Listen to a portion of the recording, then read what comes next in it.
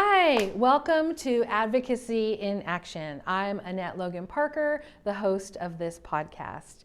And I am thrilled to have Dr. Sharon Jalene here to talk with me today about her wonderful program at UNLV. Dr. Jalene? It is such a pleasure to be here. Thank you so much, Annette, for asking me to sit and chat with you today. I'm excited about what we're going to talk about. Wonderful. Well, let's start with telling me about your program. Absolutely. Thank you. Among some other things I do at the University of Nevada, Las Vegas, I'm also the founding director of the Bachelor of Science in Applied Health Sciences.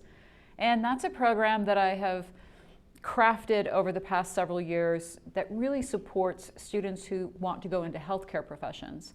I've been very fortunate to have the support of the state of Nevada, of the university, and the students are coming to us. We have 9 different tracks in our program dedicated to a variety of healthcare professions, and we're focusing a lot on helping students to develop more of the soft skills. They're going to get their important chemistry STEM classes, their biology classes, their math, so important. We're really trying to develop an opportunity for students to learn more about the science of compassion, about patient-provider relationships, about how to mitigate burnout in their profession, as well as critical thinking skills and some basic professional acumen about writing a professional email, answering questions, being a good employee, some workforce development skills. So that's what has brought me to talk with you on several occasions, is developing this program and maybe doing things a little bit differently than they've been done before. Yeah, that's wonderful. And I love that you're doing things differently. And, you know, when we talked about the purpose of this particular podcast, which is Advocacy in Action, you know, I mentioned to you that I see you as an advocate. I see you as an advocate for future healthcare providers, and that surprised you a little bit. And so, you know, I want to just kind of share with you what I'm thinking about that. And I'm excited about your program building a different foundation for healthcare providers to build their careers upon. You know, knowing that there are things like the science of compassion and the people piece and how to work within a team and all of those things that are so important once they finish their academic journey and go into the workforce. You know, as an employer of healthcare professionals, I love the idea of your program, and I'm thrilled that you're doing it. And I just wonder, what do you think about my thinking that you're being an advocate? Well, thank you. It makes sense. It makes sense. And I have had the opportunity to talk with leaders in healthcare. And I went into this fairly open-minded with the understanding I did want to provide an academic pathway that gave students a return on their investment, that helped them to finish their bachelor's degree and be well prepared for that next step. So I knew that that needed to happen. But I wanted to find out from boots on the ground, if you will. And that's when I was introduced to you and other people in Southern Nevada. And I always asked a couple of different questions. One being, what are entry-level careers? Because that is something that people want to know about. And the second was, what deficits are you finding in people that you hire? And without fail, Annette, and you were right there with it, was that we need people that can communicate with patients with compassion, with empathy, with understanding. We need people who have more critical thinking and emotional intelligence skills. And after about the 5th time I heard this, I began to look into the science of compassion, which is actually quite a robust body of information, of scientific evidence in this area. I also learned that Medicaid funds or hospitals or returns like a percentage of their funding based on patient surveys of their satisfaction, of their experience. And a lot of those questions has to do with compassion and how they were treated. So not only is there this very tangible, real need for the individual patient and their family and their care providers, but also the system of medicine itself. And so I was able to, through that, begin to put it together. And I guess in that way, I began to realize that we do need to advocate for change in our healthcare system. I've had the great opportunity to work in healthcare, although I'm not a provider, and I've seen some of the downside to the way that we are currently operating. And it's very unfortunate. I've also been working with college students who want to be healers, if you will, for over a decade. And they come with such passion. And they really want to make a difference. And they always have this story about a parent or a grandparent or a sibling or a friend who had a health crisis and the things that happened. Many times the things didn't happen the way we would have liked for them to. And that's what motivates them. And then on the other side, I'm seeing people that have been in the field that are leaving at great cost to themselves. And I realize that if I'm going to be on purpose in higher education, that I have the opportunity to change something that maybe just enough. Maybe it's just tweaking things enough that these young people that graduate remember something, have this training, understand a little bit more about taking care of themselves, putting on their own oxygen mask first. I also teach an awful lot about self-care in the ways of being more active, more physically active, practicing things like meditation, yoga, as well as like walking, Zumba, swimming, weightlifting. I'm a kinesiologist by education, and so in my area of research focuses on the benefits of physical activity and the reduction of depression and anxiety. And so I am in this unique position to put all of this together, and I'm sure that not everyone that goes through the program will get it as I continue to tweak that special sauce, if you will. But it's one of those moments where if even a handful of people can then take that next step forward, I feel like it will change something. And so, yes, I guess the advocacy makes sense, and I appreciate it. It's given me a new sense of purpose. Yeah, I think that that's wonderful. I am thrilled about your program. Thank you. I think that it's very important. I've looked at the curriculum. You've sent over some good information for me to review. And I can tell you that everything that you're teaching, I look for in employees.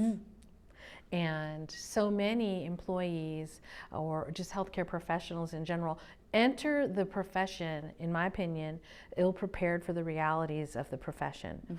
And particularly when you think about Care for the Kids Foundation, Right. children's cancer, rare diseases, compassion is a big part of what we do. And I think that academics, I know I can at least say in my academic experience, we didn't talk about compassion. We certainly didn't talk about compassion fatigue or grief management. And, I'm an old timer, so I come from the era of where people are expected to be stoic and not share emotion. And that is an impossible place to put human beings. And the people who come work for us are required to live in this world where compassion is coming and going in every direction. And I love that you're defining it for them. I agree with you. There are thousands of scholarly articles about compassion, about burnout, about compassion fatigue. And burnout is a huge subject that the U.S. healthcare system really needs to wrestle with. Absolutely. And recognize that we can put people through these amazing academic programs and unfortunately often end in tremendous debt. Right. And then they are required to stay in this profession, and they get 7-8 years in, and they feel like they don't want to do it anymore.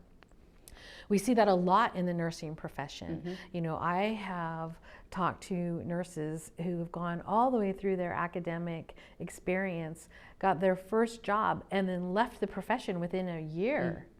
I can't imagine having to put all of that effort, time, finances, and heart and soul into a nursing education, and then feel like a year into it, they're ready to leave the profession. that tells me we're not prepared. We're doing something wrong, whether it be academics or whether it be how we onboard or orient. And this is something that every hospital in America is facing. And so it's really refreshing to meet you and to learn about your program and see that you're recognizing, even if we do a quarter turn, right, just a tiny quarter turn, yes, is eventually going to change the trajectory. And I'm hopeful that through your emphasis on compassion and emphasis on self-care of the healthcare provider, that over time we will see a difference. Because I think it's a shame when healthcare providers aren't finding the resources that they need to be emotionally healthy professionals in their chosen career path. Oh, I fully agree. There's a fascinating book that I've actually assigned to a course that focuses on this. It's called Compassionomics. And the Massaretti, I believe, and Tresiak. And it is based on a systematic review. So instead of doing their research, doing this arduous systematic review and then publishing in an academic journal, they chose to write this book. And I highly recommend it for anybody in the healthcare field. But one of the studies that they highlight is that 40 seconds of a conversation between a surgeon, as an example, and a patient makes a difference in the patient's healing time, in the reduction of their pain medication, and a variety of other outcomes. And that is as simple as sitting with a patient and saying, what you're going through is very challenging. We're going to be here with you every step of the way. You are not alone. It is that simple. It takes less than 40 seconds for them. And that doesn't even necessarily have to be something that is innate within that human. It may be something they have been taught to do, and indeed we are teaching our students that very skill. So it's interesting when you dig into this, and speaking of the burnout. So there's different ways, of course, to look at what is empathy compared to what is compassion. And empathy, in the way that I am teaching it, is when you can feel the person's pain, right? You see somebody's in pain, you feel the pain. Neuroscientifically, if we look at the brain, the area that signals pain is activated. So the person is actually feeling pain on some level. When compassion comes in, which we call empathy in action, when they act on that, it lights up, the fMRI lights up other areas of the brain that are associated with reward pathways. So we can see on a neuroscientific basis that if we can make that quarter turn switch with current healthcare providers to do something, and maybe it's that 40 seconds, it's that this person is suffering, this is what I can do. And it doesn't necessarily mean that the larger goal of curing the person or paying all their medical bills. I'm talking about taking a moment, putting your hand on their hand, saying, I'm a human, you're a human, you are not alone. This is tough, and I'm here. That actually changes, that gives the care provider a dopamine burst. That might be able to, and according to these authors who are very passionate about this, that may be enough to flip the switch for many of the people who are suffering today.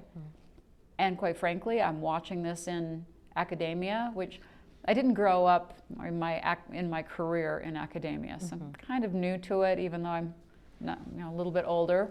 And I've watched this from a perspective that doesn't make sense to me. It's like we're doing things in higher education the same way they were done 100 years ago. 150 years ago. But things have changed a bit in the past 150 years. And it's not working anymore. And so I think taking the time to revamp how we talk to students, how we treat students, making sure that we are providing a pathway that doesn't waste their time and money, is key to the survival of higher education. And in the area of healthcare, particularly in Southern Nevada, where we do have such deficits, we need to do something quickly.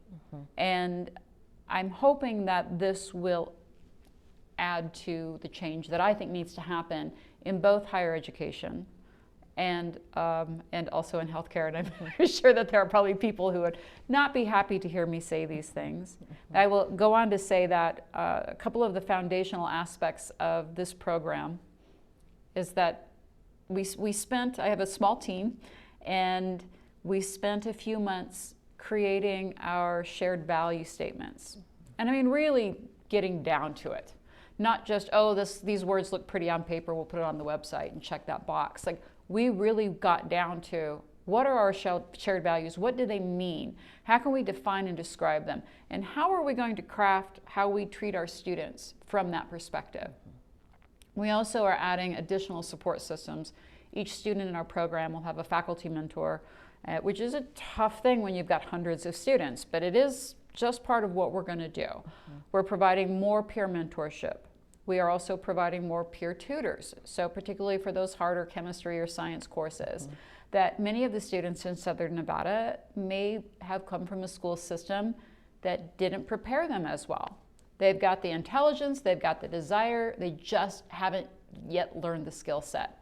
So allowing them to sit with a peer and learn things together, I'm hoping will help to improve their outcomes. So we're really attacking this from a, hey, look, we're here for you.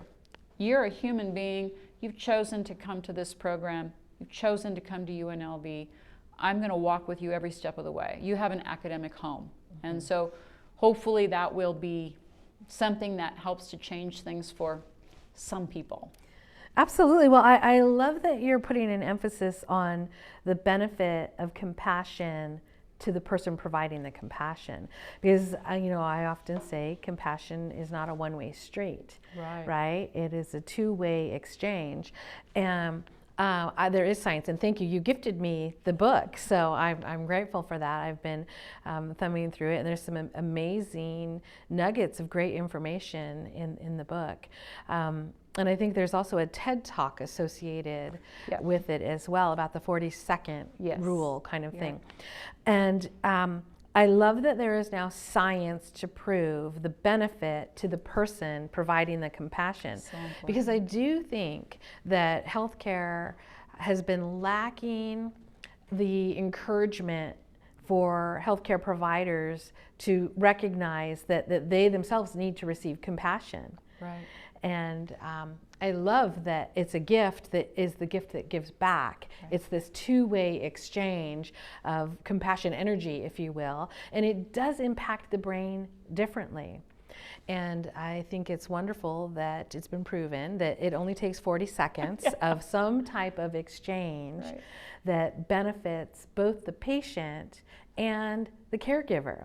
I think that that's a subject that is not often talked about, and I'm excited to see that there's now real scientific peer-reviewed data to support that, so that we can, help our future physicians, our future nurses, understand there is always time for compassion. Right. I know that over the years in my career, I've gone from the belief of I don't have time for compassion. There's too much going on, I have too much responsibility, I gotta go. And now I realize that there's always time for compassion, and there is an economic benefit to compassion in healthcare, and the larger aspect of the healthcare delivery system. We have a very expensive healthcare system in the United States. It's more expensive than any other country like ours, and we're spending a lot of money, and people are always saying, how do we reduce the cost? And it's interesting to think that the solution, or at least part of the solution, could be found in something that actually is as simple as a two-way street of compassion, and helping people understand it doesn't take long. No, it doesn't. To say, I'm here with you. Just treat people like they're people. Treat people like they're people. What a concept! It's so funny. Whether in any business I've been in, that is human centered, that is a cornerstone.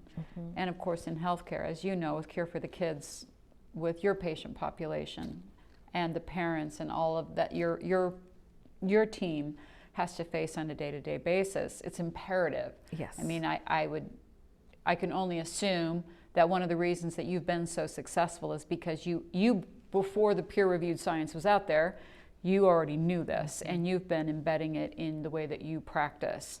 And I think the first time I came to the tour and sat with you, I'll never forget that day, because it was like I found truth. Like I found truth. This is how it can be. This is happening today, here, right now. And I really hope that you're in it. So it may not always be as obvious to you, because when you're swimming in the water, the fish in the water don't know there's water, right? Right. So I do want to just continually, remind you from my perspective, not that you need it, but just how critical what you're doing is for those families, for those patients, for the people that work for you. I've had the opportunity to talk with some of your employees who are hopefully going to be teaching some electives in my program. I'm excited about that. Very excited about that. And when you walk through the doors and their faces light up, it's real. They're not just putting on a smiley face because the boss walks by. You can tell. They are committed, they are in it, and for a place that's treating perhaps one of the most horrific diseases in the most vulnerable patients, how does that even happen? So yeah, I walked out the door that day with goosebumps and just stayed that way for days. So yeah, it was really pivotal. So I love what you're doing, and it means so much to me that you see value in this program. It helps me to, in those darker days when it doesn't, it's not always a lot of fun to do something against the grain. I appreciate that. Well, and thank you for your kind words, because it is designed with intention. Right. We put a lot of thought and a lot of effort into creating an environment that is just as healthy for the healthcare providers and the people who come here, and they're at the tip of the spear of fighting childhood cancer and rare diseases right along with these families. Right. And it's important that we acknowledge that compassion fatigue happens, and that grief management is a responsibility of the facility. And I think that it's critically important to have that. When I started Cure for the Kids, it wasn't just to provide a good place for kids and their families. I myself was a burnt out healthcare professional. I was sick and tired of being sick and tired of all of it. And a big part of it was creating a place where I can make the rules, right? Where I can write the policy, and where we've talked about this, where I can budget for self-care for our team. I can make a line item on the profit and loss statement to offer programs and offer support for the healthcare provider, because there's just no way in the world we could do what we do at the caliber that we're required to do it and not pay attention to our own emotional well-being, because these children need us to be at the top of our game. And the only way for us to be at the top of our game for any length of time is to take care of ourselves in the process. So and more importantly, to take care of each other. Healthcare is a team sport, and it takes a team of people. And sometimes it's the team who can recognize when a particular individual on the team needs a little extra support.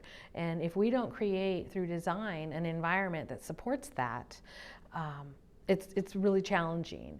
And I think that one of the things I love about your program is that it's a undergraduate program, and those students are going to go into a variety of different paths, some to medical school, some to nursing school, some to business school, some to healthcare engineering or IT, or even artificial intelligence, all of that. And you, I believe, are giving these future healthcare providers the infrastructure to build solid footing on. Well, that's certainly the hope.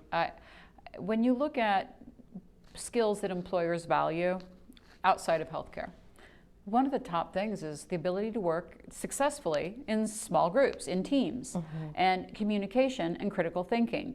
Now, if you look, you have to go all the way down to learn skills, GPA, the things that are, our students at the university are every day they're getting up and boy, that's their, their GPA, the tests, etc.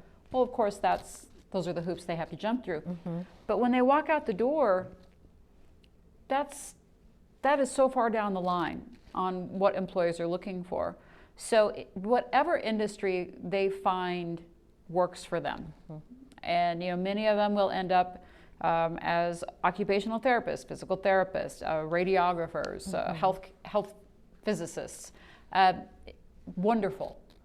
If they find that they're better in real estate or hospitality, or they still will walk out the door with this ability to work successfully in small teams.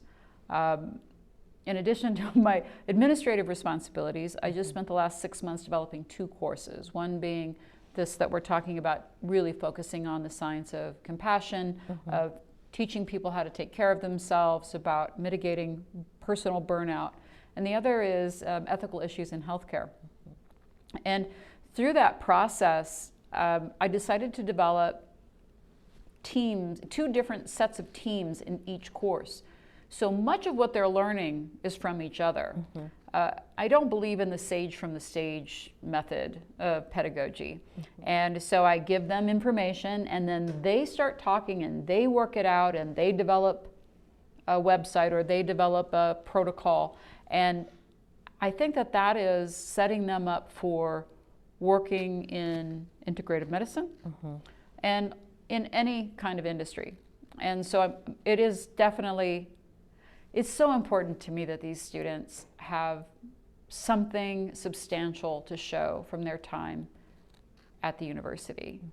It means so much that they, in this day and age, when there's, and this ebbs and flows and popularity of going to college. Right now we're in a place where people aren't valuing higher education as much. And I understand that.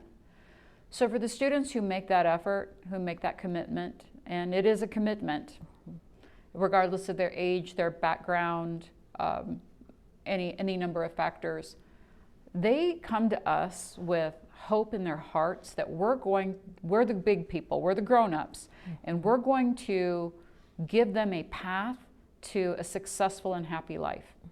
They're counting on it. And maybe they come from Las Vegas and maybe they come from another country, but I've witnessed that expectation, that hope in their eyes. And I will say that there are some elements of the more standard approach to higher education that doesn't look at that or value it, and sometimes choices are made that don't necessarily support that.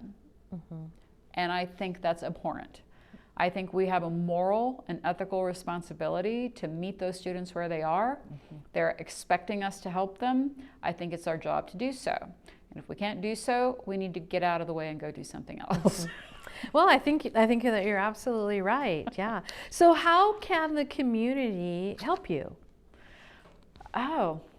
It's not something I've thought about. I think in these early years, we're really also focusing on helping students become more aware of service. I truly believe that service is the rent that we pay to be here on earth.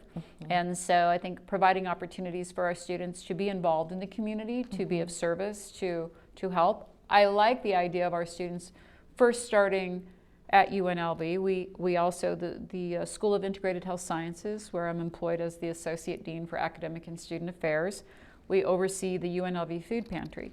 And so having our students volunteer at the food pantry, and that is for students and employees at UNLV. So I like starting where we are, making sure that we're supporting the home team. But then in the larger community to, let me know where could our students provide value, because that gives them a lesson that I can't teach in the classroom. We're always looking for ways, of course. this may not be a popular topic. I'm housed in the dean's office currently, which is very unique. It's not in a department, it's not in the traditional structure. Therefore, I don't have any state funding. And so I'm trying to write grants, do fundraising, look at unique ways to provide non-credit bearing certificates to people who work for hospitals and imaging centers. I'm very actively looking for alternative sources of funding for my program, and all of that funding will go directly to the students.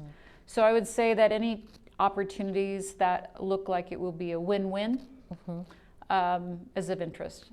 I'm not a believer in a one-way street, as I know you feel the same. If there's an opportunity where we can provide value that also brings value back to my students, so I don't have anything specific for you, Annette. It's not something I've had a lot of time to think about. Well, I'm a big fan of collaboration. Yeah. And I think that, that question can often lead to different ideas being sparked, whether it be through, our continued conversation or our viewers or any of our other collaborators who might enjoy this episode of Advocacy in Action. I love that you've kind of come full circle with the concept of what you are doing as an advocate, right? And I'm grateful that you're doing that. I'm excited to see your program continue to grow. And we can close this episode of the podcast with asking you, is there anything that you want to share with us? That I didn't ask you about, or that just is popping off your head? Like, what do you want to say? I just appreciate you. I just really appreciate what you do and your approach. And you've said some things to me in our meetings that have really been pivotal for me as a professional. And I appreciate you very much. I do want to say, for people that haven't had the opportunity to see Cure, that there's this amazing vending machine that has books, and the kids get to, if they're given a token for a number of things, for being kind to someone, for finishing a tough treatment, and then they get to go put that token in the machine and take a book home.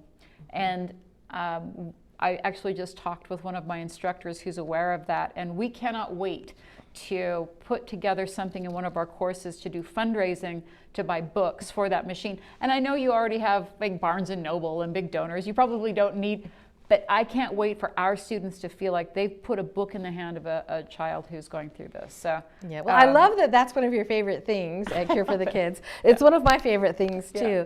And we always need books. Okay, so thank you for that. I also find great joy in knowing that we're creating libraries at home for the kids that come here. So that's wonderful. So, thank you so much. Thank you for joining us today. I've enjoyed our conversation, and I look forward to our next one. As do I. Thank you so much.